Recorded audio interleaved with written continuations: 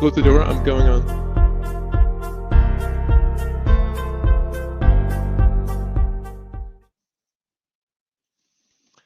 Hello, everyone. Welcome to Fusion Fuel Green's second quarter 2022 investor update.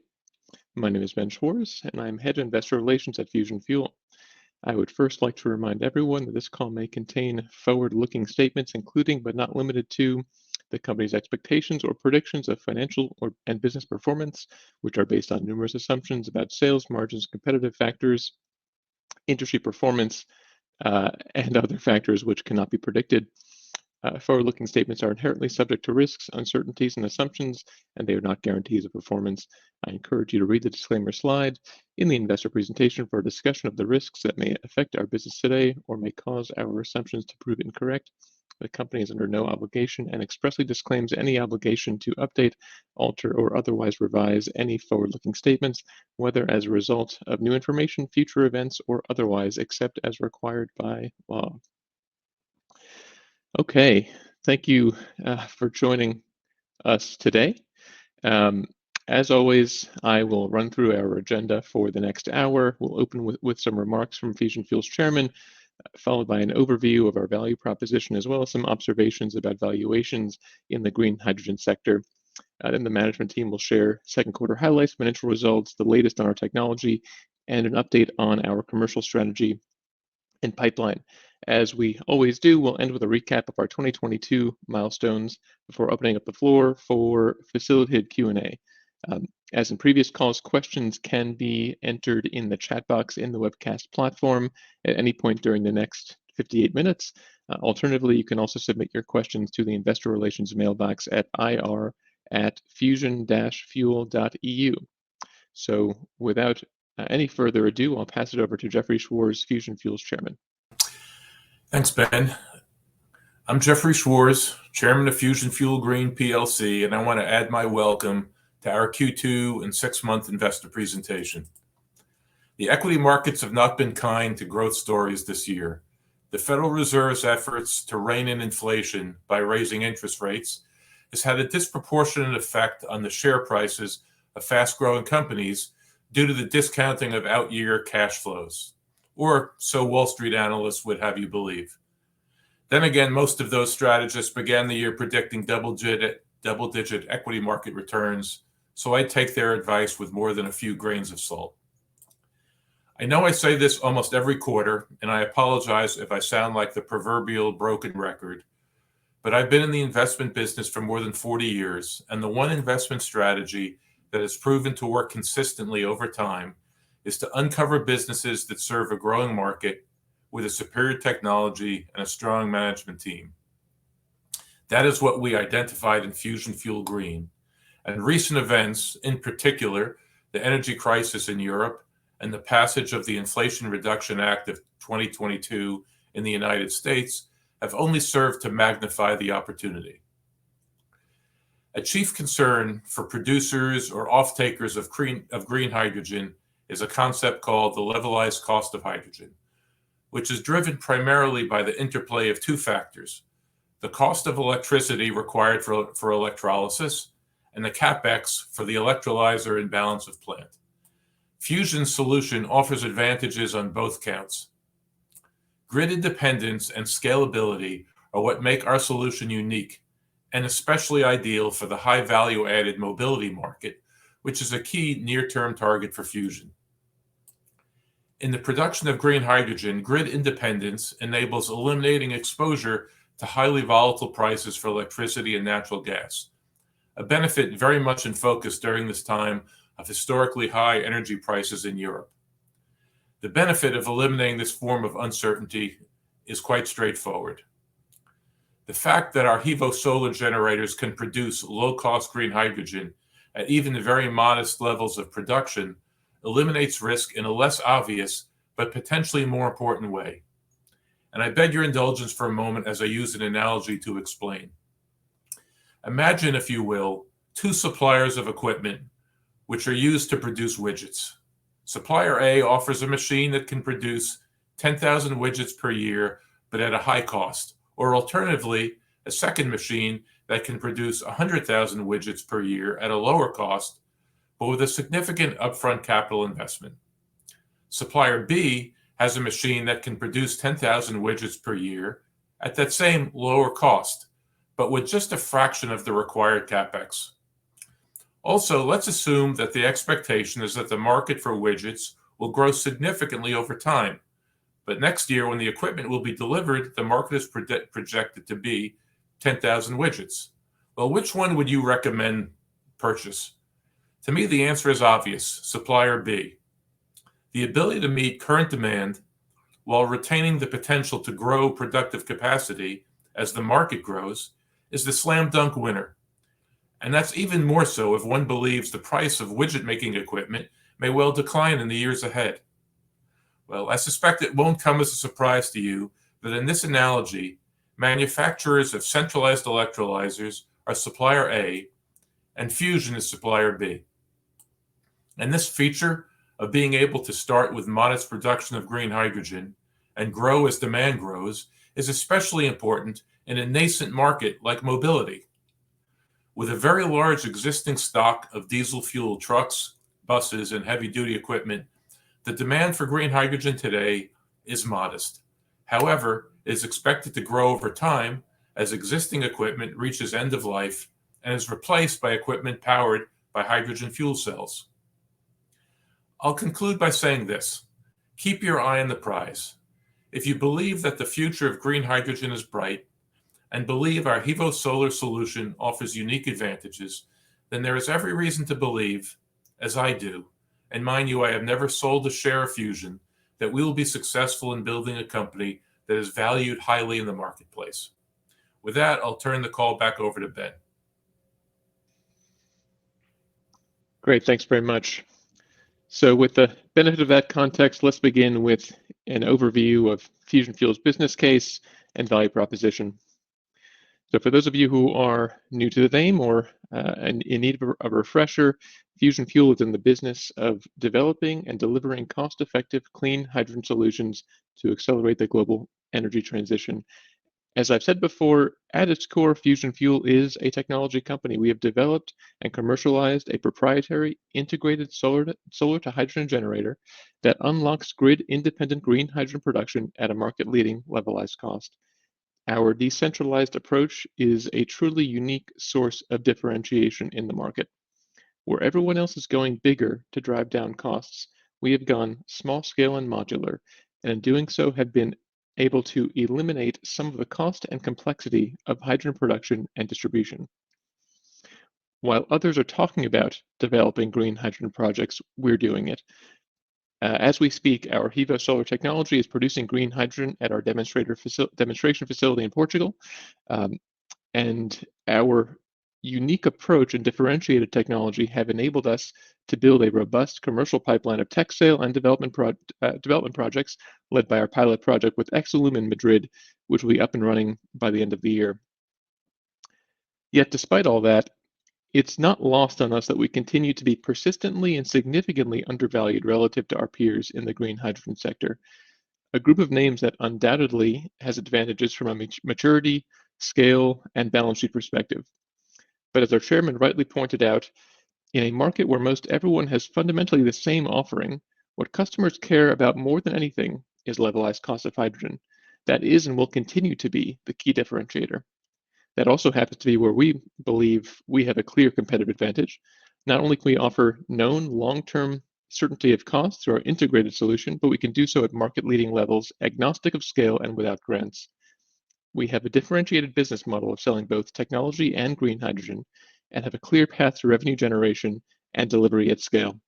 So another way of looking at this chart would be to say Fusion Fuel is the cheapest green hydrogen pure play stock out there today by an order of magnitude. And hopefully the next 50 minutes or so together will leave you sharing a similar perspective. So I'll now pass it over to Federico, who will provide an update on the quarter and subsequent events. Great, thank you, Ben. And good afternoon, and thank you everyone for joining us. As always, we're excited to share with you the latest developments at Fusion Fuel, in particular given the recent macro events and industry news that make it a very bright and exciting future for us. So we'll cover a few of these items during the presentation, so I'll just touch upon some of the highlights now. From a technology and production side, we've not only gone live with the production of our Hebrew electrolyzer at the new Benavente facility, being the first to be producing electrolyzers in mass scale in Iberia, we've also completed an assessment of our technology and manufacturing process with Black & Veatch. In addition, we have TÜV Sud performing ongoing performance tracking of our HEVO-Solar unit, and it continues to perform 10% above our datasheet. As part of our continued investment and commitment to our technology development, we've filed 2 more patents which we believe will continue to provide us with a technological edge in the market. On the project side, we continue to secure significant grants for our project portfolio, in particular with the recent announcements of our C14 and C5 awards in Portugal. In July and August, we also raised around $2 million through our ATM offering. This is a facility we expect to continue to tap into opportunistically. We see great opportunities for us to pursue within our project portfolio that I mentioned, and at times we may feel that we may tap into this tool when we feel it's appropriate. In the past weeks, the days where we were most active were naturally around the Inflation Reduction Act in the US that drove higher market volumes, and we opportunistically dipped into those. That said, we continue to be in strategic partnership discussions of various types, which is of longer term importance to the firm, and hopefully we can share more details of that later on. Next slide, please, Ben.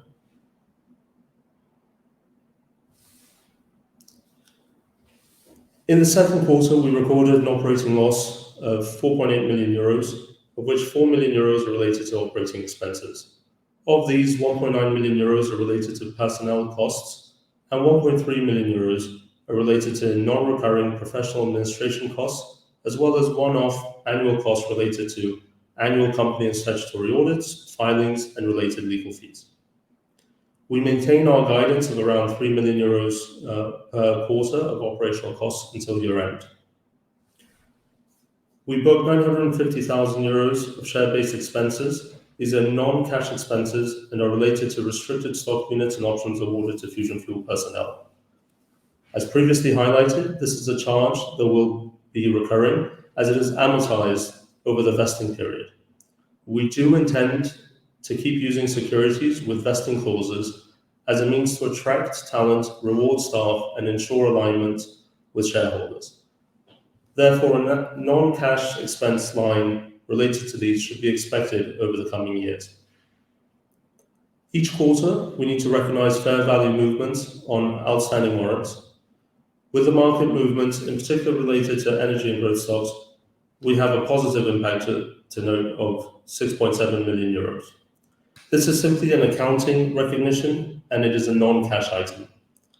In the quarter, we also booked a €500,000 gain driven by positive FX movements in our cash and short-term positions. We also had an €170,000 charge related to our Fusion Fuel Spain joint venture and our share of those results. We ended the quarter with 10.6 million euros in our cash and cash equivalent instruments. As previously mentioned, in the second half of 2021 and the first half of 2022, we made strategic and long-term purchase orders to secure our supply chain. With those deliveries now having taken place significantly, we expect these expenditures to significantly abate in the second half of the year. We closed the quarter with 63 million euros of assets, of which 32 million euros are related to PPE assets, such as our Ebro projects, our HEVO-Solar project in Sines, our Benavente facility, and our intellectual property. We also hold around 21 million euros of inventory, materials we have prepaid, and receivables. Our receivables in the second quarter are driven by VAT to be recovered, which we have split out here, and our grants awarded. Following slide. At the end of the second quarter, we continue to have the same number of outstanding shares. We had an increase of around 7,000 restricted stock units versus the first quarter related to instruments issued to certain new hires. In Q3, we will have some modest increase in the outstanding shares due to the ATM facility and some shares that will vest for employees. Following slide. We have added this slide to provide transparency on the grants we are pursuing, the ones that have already been approved. This is an area that we are incredibly successful in pursuing, and we have amassed a great portfolio of projects with substantial support. The numbers here exclude our IPSE submission, as that project is so large that it would significantly distort the numbers. But rest assured, we're still pursuing it, and as a reminder, it is a project that is in total investment size more than 500 million euros. As you can see, we have made submissions for just under 80 million euros of grant financing. These are projects principally in Portugal, but also a few in Spain. 19 million euros of grants have already been approved, and of these, we have already submitted 3.5 million euros to be released. This number will grow as we continue to implement these projects. In the 60 million euros of other grant applications, we have the C5 CNES project in there. This is a grant we have been awarded, but we have not yet received confirmation of the value. We will communicate this as soon as we can. As we've noted before, we have a differentiated value proposition with both own technology and own projects being developed, creating substantial value. We have seen several projects from developers be abandoned even after being awarded grants. We're of the very few that are in actual development and implementation. This highlights the success of our multi-pronged approach and is a strategy we will continue to pursue in Iberia and other markets. Following slide. We continue to rapidly evolve our technology to keep us ahead of the curve. And on this slide, you can see the continuous evolution of our miniaturized electrolyzer, the HEVO. In fact, I have the 4 of them in front of me as well, for those who can see in the small screen. When the HEVO was first created, a significant portion of our cost reduction came from simplifying the PEM design. We have maintained that simplification principle and not only further applied it to the HEVO, but also to the HEVO Solar overall.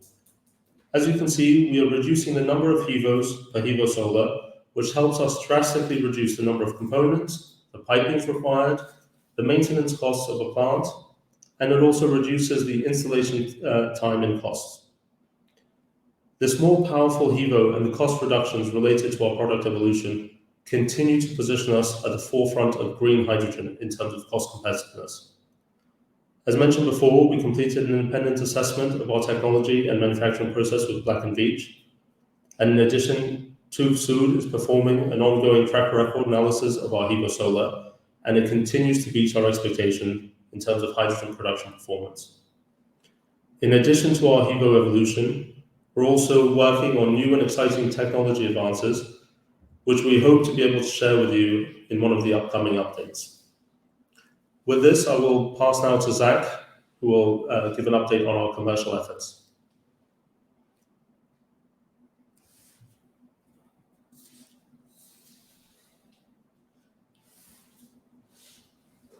Sorry, I was having a little bit of internet difficulties. Hey, thanks, Federico, and hello, everyone. From a commercial standpoint, our mandate is simple: to secure commitments for the full production of our Benavente facility in 2023 and beyond. Our goal is to confirm over 2,500 orders in 2023 and approximately 4,700 in 2024. We're concentrated on efforts in Portugal and are strategically expanding into other markets such as Spain, Italy, Greece, the United States, and Canada.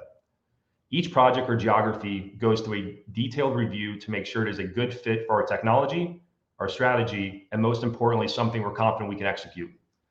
To do this, we've implemented a multifaceted approach to deliver on our business plan, focusing on technology sales and developing our own projects in the mobility sector, as well as strategic industrial hubs.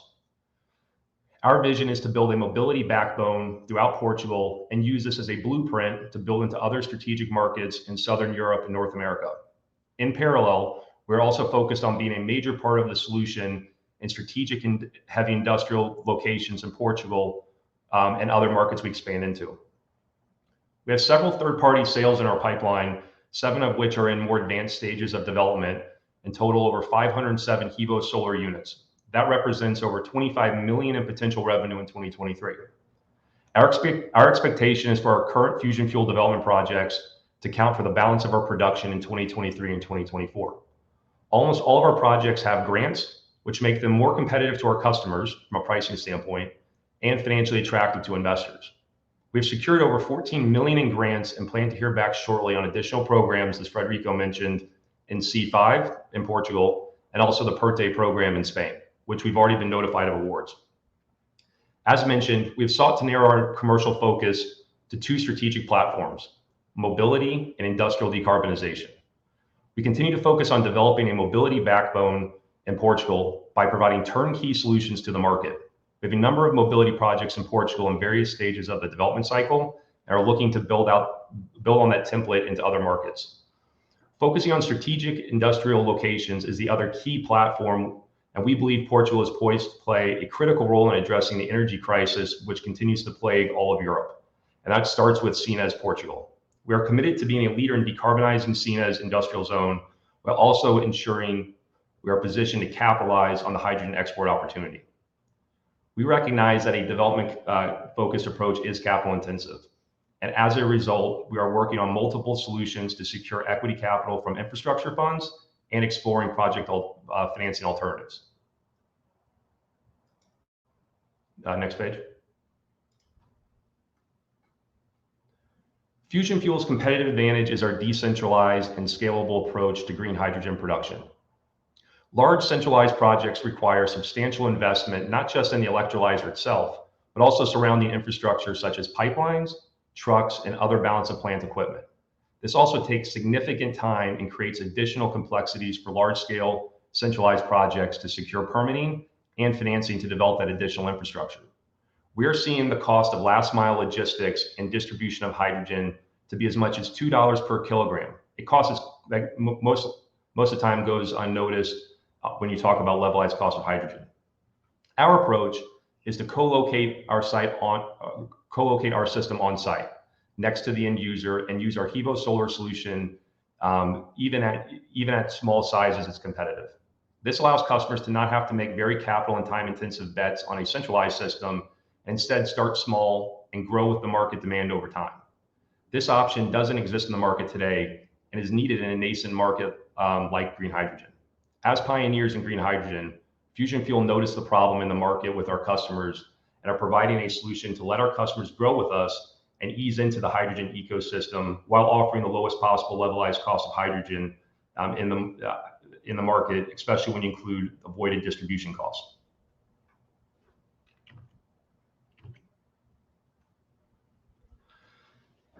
As previously noted, we're focused on two core markets, mobility and decarbonizing specific industrial hubs. First, on mobility, we've learned many important lessons from our first project with Exolum, the largest refined products distribution company in Europe. A key takeaway from our experience thus far on Exolum is that we must not just offer our technology, but we must offer a solution to our customers, which can include supporting development, permitting, grant applications, construction, and operations of the overall facility. This experience has led us to offer customers several solutions in mobility, such as just selling technology as a solution, building the facility and selling them hydrogen, or building the entire hydrogen value chain and offering hydrogen as a service. This provides our customers multiple options to transition into the hydrogen ecosystem by even offering to not only include hydrogen production, but also includes the refueling station and the vehicles. We are establishing a network of companies to offer a suite of services, including trucks, forklifts, and buses to our customers. We are seeing substantial interest, not just in Portugal, but throughout the Iberian Peninsula, Italy, and Greece, and are beginning to see interest in North America, particularly in light of the passing of the Inflation Reduction Act.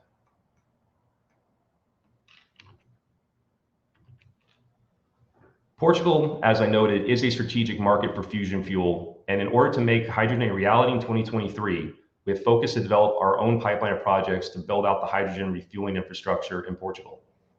We're focused on building out a mobility backbone centered around major distribution hubs along the coast in Azambuja and Sines, as well as in Alves and Ebro. These are our key areas of focus, and we plan to build off these locations to put green hydrogen production and refueling stations every 150 kilometers to connect Porto to the Algarve and Lisbon to Spain.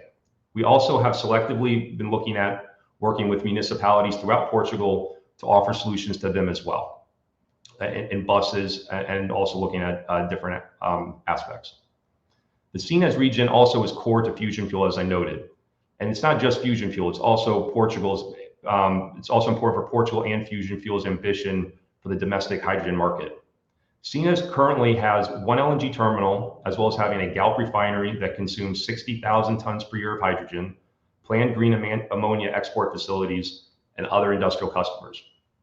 Sines is currently planning to build a hydrogen pipeline that will supply hydrogen to customers in Sines and potentially export to other markets. To date, we have secured 14 million grants for projects in Sines and are awaiting award of additional grants to help us achieve our target of 10,000 tons per year of green hydrogen production in the region. In summary, this represents over 3,700 HEVO solar units, which will be produced in 2023 and 2024. That's over 50% of our 2023 and 2024 production, and these projects will come online in 2024 and 2025. Our company continues to evaluate, negotiate, and develop opportunities in Spain, Italy, Greece, and North America to get the remaining orders of the balance of our 2023 and 2024 production.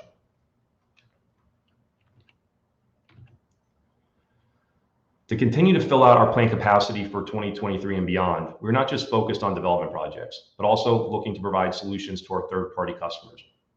We have combined over 500 HEVO solar units of tech sales in advanced stages that are either signed, awaiting the award of a grant, or in negotiations to be signed. The ones we are awaiting to sign or receive grants are marked as confidential. As of now, our pipeline of tech sale projects is focused in Portugal, Spain, and Italy. We're actively evaluating opportunities in other markets as well. We're not just selling technology to our customers, but in many cases, we're also providing a turnkey solution, as I noted before.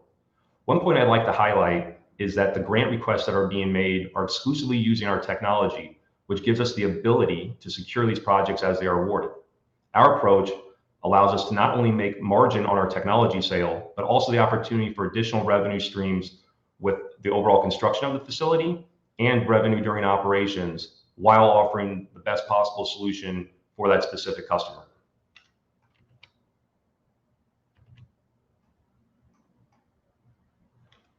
Lastly, one of our core markets we're expanding into is North America. In the USA, the Inflation Reduction Act is a massive win for fighting climate change and accelerating the clean energy economy, specifically in green hydrogen. This is a true game changer for us and the rest of the hydrogen value chain. To focus specifically on Fusion Fuel, we qualify for the $3 per kilogram production tax credit or the 30% investment tax credit.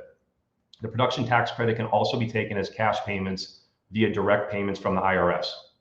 Fusion's technology is rapidly reducing its levelized cost of hydrogen to under $3 per kilogram before subsidies in 2023, and likely well below that in regions with superior solar radiance, such as California, Southern California, or Southwest USA. This, combined with our decentralized approach, allows us to be able to offer lower prices than gray hydrogen or diesel costs today after monetizing the production tax credits. Our team is working hard to build a large presence in North America. We're beginning to build out our team to give us the bench strength to aggressively enter this very important market. We are in active negotiations to secure projects and partnerships throughout North America. I cannot stress how big of an opportunity this is for the hydrogen market and for Fusion Fuel, especially due to our unique value proposition we can offer with our decentralized approach. We look forward to sharing more significant updates on this front over the coming months. I'll pass it back to you, Federico. Great. Thanks, Zach. And it promises to be a very exciting future updates given the whole US development and also the technology development. So I hope you also join us in our next one. Before moving to our Q&A, I'll briefly recap on our core milestones for this year. To help understand where the progress we've made, we've highlighted which items are completed, which ones are in progress, and which ones have not yet started as of end of Q2. On production, we went live with a HEVO production Benavente, to remind everyone that is about 120 megawatts of electrolyzer production capacity for next year. We will how much we produce depends on where the projects stand in licensing. We will try and, given the rapid evolution of the units in front of me, we will try to always be producing for the projects as we need to put them into the ground.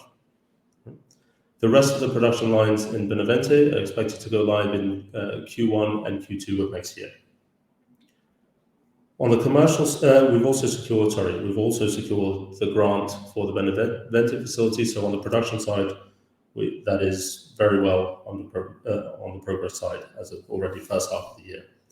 On the commercial side, Zach has already covered the great progress both in securing the orders, projects, as well as securing the related grants, and the very exciting sort of developments happening in the US. On technology, we continue to evolve and maintain our leadership position. In the second half of the year, we've started designing the oxygen capture setup, and we intend to prototype this in 2023. So therefore, we'll be able to capture not only and sell or position ourselves as not only green hydrogen production, but also green oxygen production. As teased before, we hope to share some of the new innovations we've been cooking in one of our upcoming updates. Project development and implementation is well underway for several projects. As we've noted several times, we're actually making green hydrogen a reality. Safety is a central piece of our culture and a point that we've been instilling across all of the areas of the organization, and this will continue throughout our time at the firm. Overall, the momentum we see within the firm and in the whole hydrogen market has been incredible, and we're excited with the opportunity we have in front of us. Now, I'll pass over to Ben to moderate some Q&A. Thank you. Thanks, Federico. Looks like we've got quite a few questions coming through. I'm getting some feedback on my end, but I'll work through it. And also some questions via email as well. So let us kick this off with some questions from Chris Soong at Weber Research. On the C5 grant, if you could talk a little bit about the approval process and what determines the final approval amount. I guess that's probably a question for Federico. So on the C5 is a component of grants that is mobilizing agendas. So these are many companies involved in these programs. There's around 90 or so companies that are involved in the discussions with governments. So only when all of those are finalized will we have the confirmation of our final value. So we hope that is within September. We hope to be communicating, but as I say, the timeline is not within our control. We have already been confirmed that we will receive an award. The question now is the value. A couple questions on grant funding here. So for Benavente, what other milestones need to be met before you can invoice the remaining €3.5 million? How do the tax credits work? Is it dollar for dollar or euro for euro rather that reduces taxable income, or is it taxes against profits? So I'll answer this in reverse order. So it's tax against profits of the company, and we have until 2032 to make use of those. And on the what's required to take the others, it's a proportion of spend. So in line with our spending for Benavente, we are able to ask for reimbursement and part of that spending. So as part of the production lines that I mentioned before, so in Q1 and Q2 start to be delivered, we expect to also be submitting the reimbursement requests for part of that spend. I'll skip to a different question and circle back to a couple more from Weber Research related to Benavente. If demand increases significantly, at what speed would it be possible to ramp up production? So I'll take this as well. So this is at the moment with the first production lines already designed and ready, it would likely take around a year to be able to develop the second and third sort of production lines of copy paste of the existing ones. However, and as I teased before, we are working on some new solutions where we believe the ramp up and our ability to scale could be faster and also cheaper. So hopefully, if not at the next quarter, potentially the one after, we will be sharing that with you all. Thanks, Federico. Let's get Zach involved a little bit here. Slide 19 of the presentation refers to an EPC turnkey project. Can you talk about what that means? Are those potential owned projects, or are those technology sale projects? Thanks, Ben. So they are technology sales. When we mean EPC turnkey, as I noted in my in one of the slides, we're offering to support in grant applications, development, permitting, and it also includes building the entire project. So all balance of plant equipment, not just Hevo Solar's technology. Thanks. On that same slide for the tech sales, it looks like the cost per Hevo Solar varies from the implied cost rather varies from 31K for the 2 Portugal projects to 44K for the one in Italy. Can you help us understand how the pricing works and how the projects may differ from one another? Thanks. So on some projects, we have additional equipment such as compression, storage, and other balance of plant equipment that drives up the cost of the overall system. That's embedded in that cost that is noted, which is why it's higher on a per unit basis. Great question here for our chairman. So we received a question alluding to Nikola as a potential partner or customer in the U.S. market. So while we can't touch on any individual companies or counterparts, perhaps you can share your perspective on the strategic partnership process and how you and the executive team are thinking about it. Yeah, so as we've said on numerous occasions, we're a small company today with approaching a very large opportunity. And we understand that our growth trajectory can steepen materially with partners who have either financial or operational scale. So we've been in conversations with potential strategic partners, whether they're technology providers. We've mentioned conversations with Toshiba, which are ongoing, with companies that might be interested in our Hevo Solar solution and deploying it in their businesses, or partners who are interested in our project pipeline and might be interested in co-investing with us or purchasing projects for infrastructure funds. So all of those are conversations that are ongoing in a process that is a formal process. If you will step into their shoes for a moment, you could imagine that they would probably want independent third-party validation of our technology, of our production process, confirmation of the efficiency of the electrolyzers. And that's something that we understood. We went out and have obtained that confirmation through the Black & Veatch and the TÜV process, and we have been able to now deliver that to potential strategic partners who we've been in conversation with.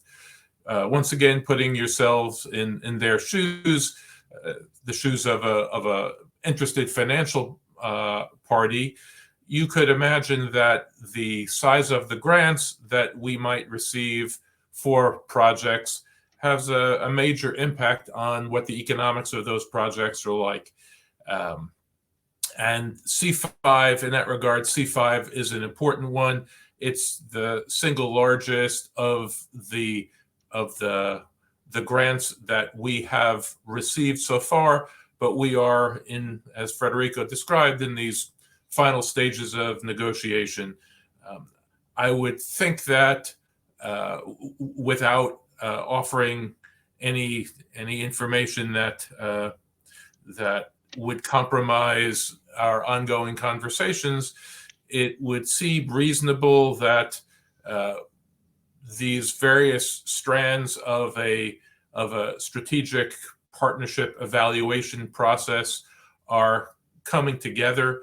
We have not wanted to have any one party too far out in front of others in order to be able to present our board with multiple options to choose from.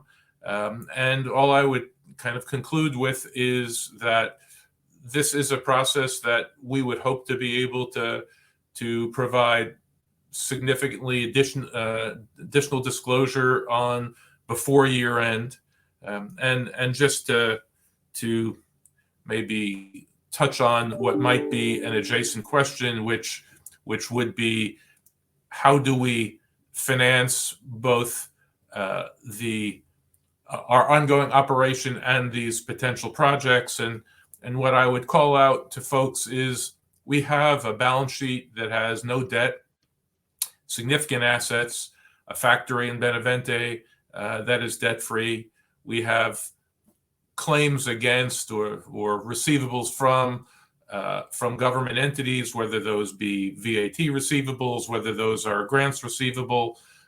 So we have significant assets that would be attractive for debt financing. We also have the potential for raising capital at the project level from financial partners. We have the potential to raise equity at the holding company level.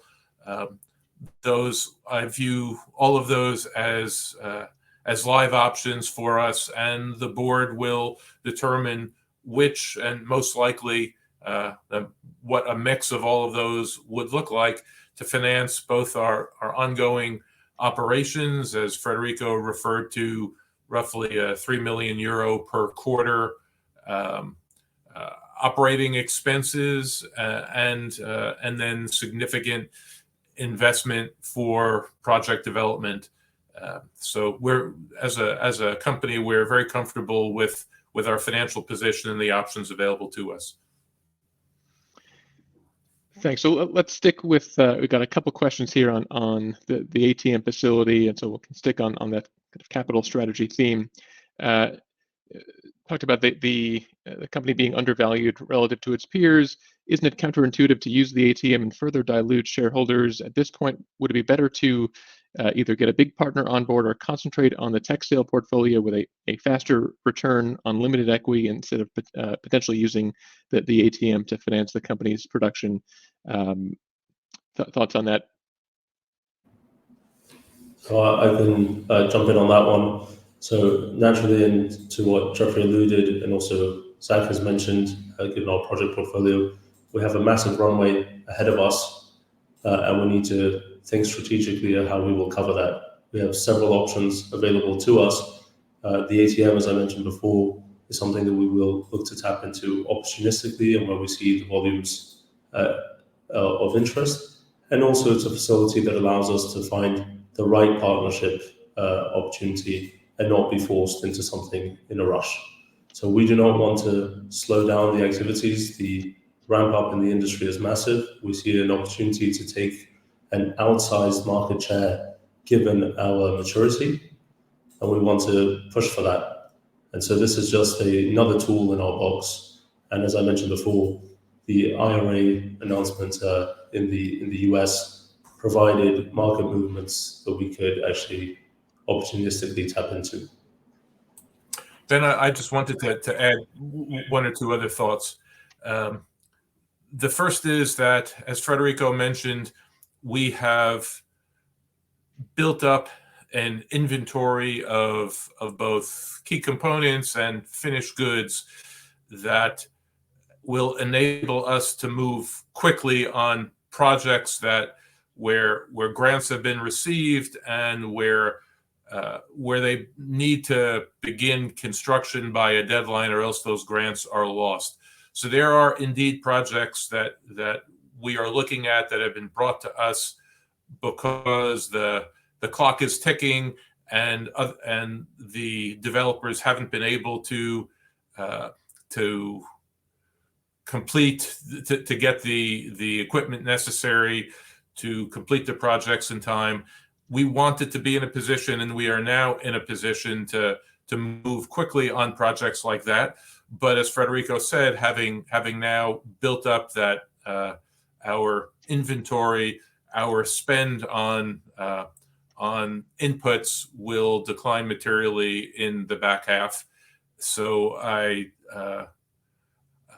in answer to that question about isn't it better to focus on tech sales, I think that going forward, we are now positioned to not need to be building, to be investing in working capital, something that we did proactively choose to do in the first part of the year. And secondarily, I will acknowledge that the timing of the receipt of some of the grant funding has been a little bit slower than we had anticipated. This is all very new for the governments that are involved in trying to encourage development of the green hydrogen industry. And it has taken them a little longer than I think they would have expected and than we expected, both on the grant approval process, but also once grants have been approved on funding. And we think that lag is something that should be, the government should be catching up on that.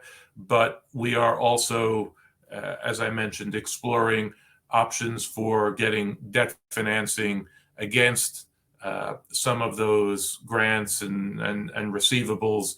So that too should reduce our need for short-term funding, which an ATM can be another opportunistic source of. Great. Let's do one last question on financing, maybe for Zach here.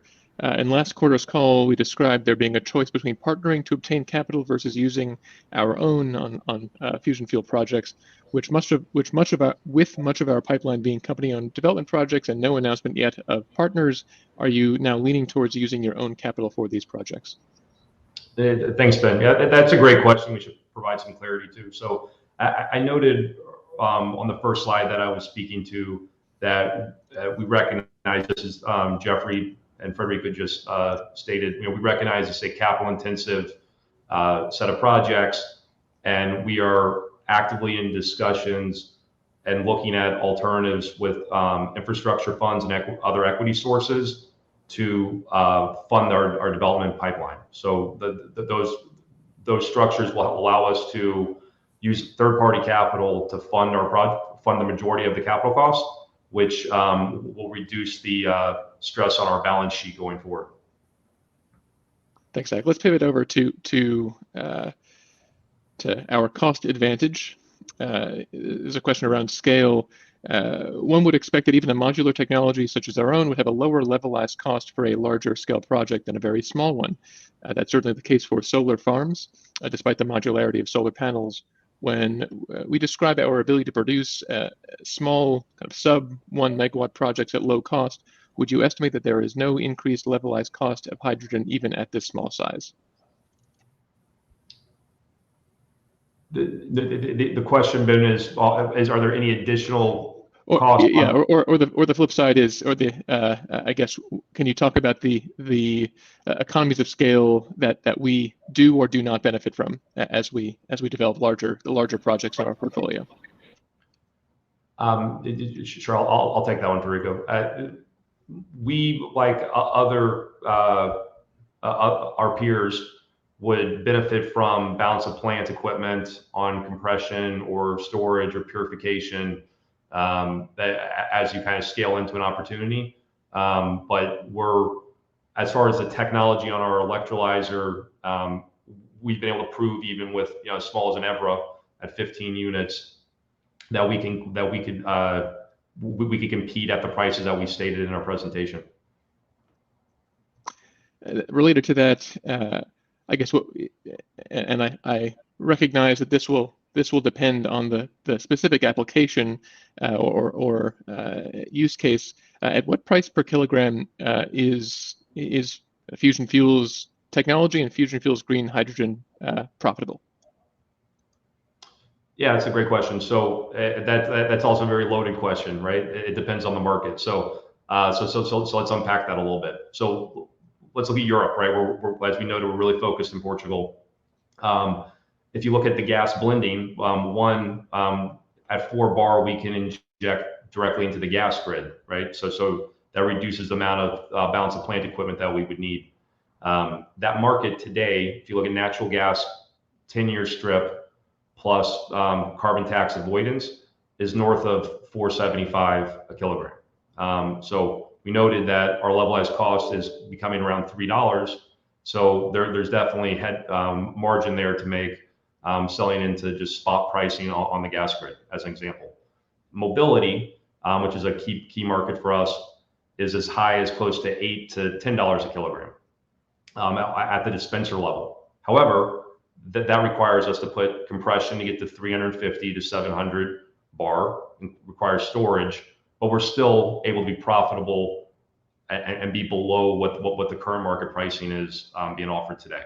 And then looking into U.S. and other markets, we're seeing in select markets, not including even not even including the IRA incentives, we're seeing in California and other markets that we can compete heads up on mobility by just providing our technology and being under the current market pricing.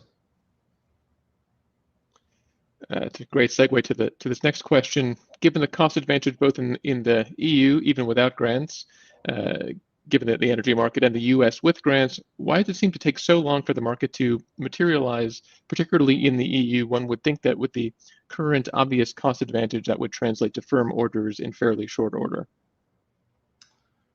I think industry-wide, as I noted, everybody's leaning really heavy into doing large scale centralized projects that requires additional land, additional permitting, additional complexities, right? So, binary risks.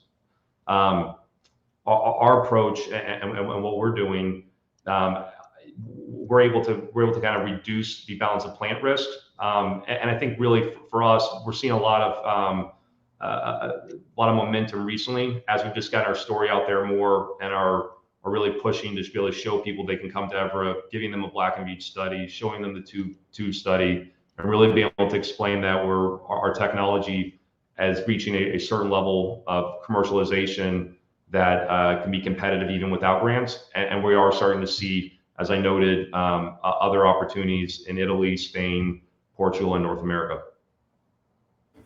Zach, I'd like to just add that this is a nascent industry in a way, and there's been significant sort of progress made more recently in changing the legislation around licensing and so on. And I'll just recall how long it took us to get all the licenses and so on for Evra. And then as a cause of our Evra process, there was a change in legislation around licensing. So this is going to happen with several markets. And this is one of the reasons why things have taken just longer also in Europe. The legislative regulatory environment is catching up now with the market developments. I'd just like to offer one more practical element, which is there's huge amount of funding available.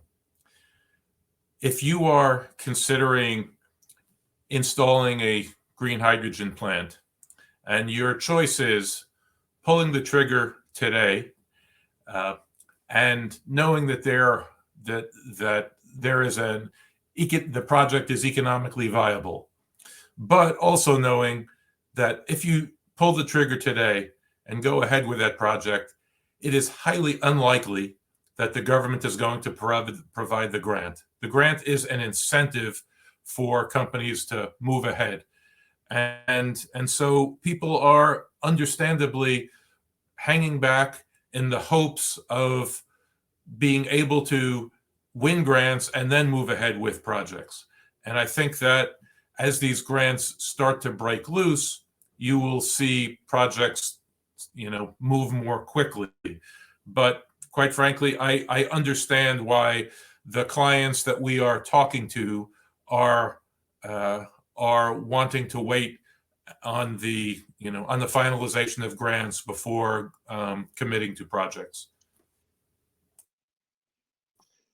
Thanks. Federico, you mentioned the process of the permitting process for Evra. If you could just touch on provide a quick update on where things stand with Evra. So with Evra, we have all of the permits. We have license for production of hydrogen, license to connect to the grid. The Ballard fuel cell is ready to be connected. We are waiting for just the Portuguese electrical company to do the actual physical connection to the grid. We actually expect to start, as we expect that to be shortly, we will start producing into the storage tanks potentially as early as next week, if not the week after. And with that, as soon as we're connected to the grid, we will start producing electricity to sell into the grid. So we are in the clear. We literally now need just the physical plug into the electrical grid here in Portugal. And a little bit before that, we will start producing to fill up the storage tanks. Thanks, Federico. A couple questions here about the German market, and I guess perhaps more broadly, Northern European or northern latitudes or longitudes. Isn't the benefit of the avoidance of transportation costs limited to sunny countries or regions? So for countries like Germany or Northern Europe, you would only have the benefits of cheaper production. I think this is more about clarifying the markets, the choices we are making about the markets in which we're going to play. That's correct, Ben. We are focused on markets with strong solar radiance to be able to offer them the best advantage to our own projects as well as to our customers. So that's why, as I noted, we're focused on Portugal, Spain, Italy, Greece, and then specific areas within the United States and Canada that have good solar radiance.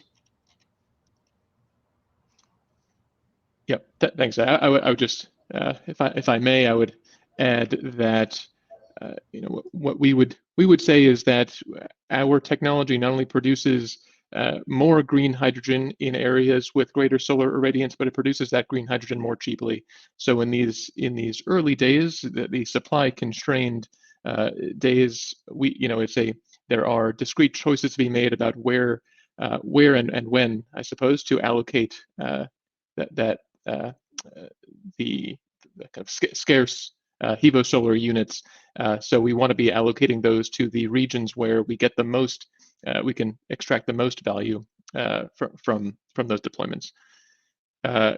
Couple quick questions here before we run out of time. How many employees do we have at this time? So we have 140, obviously significantly driven by our production facility in Benavente. Relatively large, sort of roughly a third is the Benavente production facility or so. A little bit, around a third is our R&D and EPC teams, and a third is the rest, the commercial and administrative teams. And then sticking with Benavente, you mentioned on the milestone slide, we mentioned that Benavente full go live is still in progress. Can you touch on the process of building out that facility and what that cadence will look like over the next in the near term?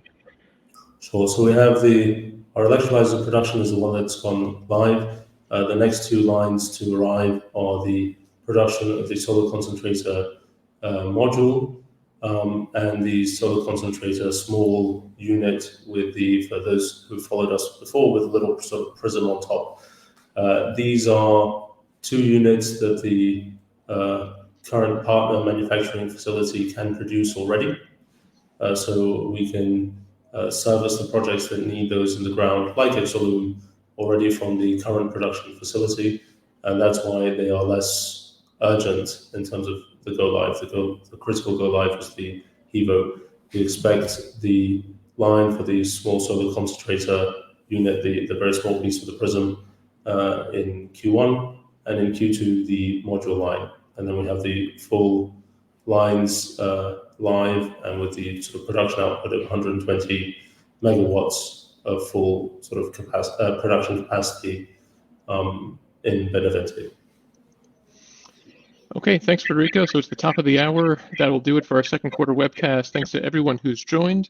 If you have additional questions, or if we didn't get around to answering your question, feel free to reach out to me and the IR team at ir@fusionfuel.eu. And we look forward to seeing you all again at our next update.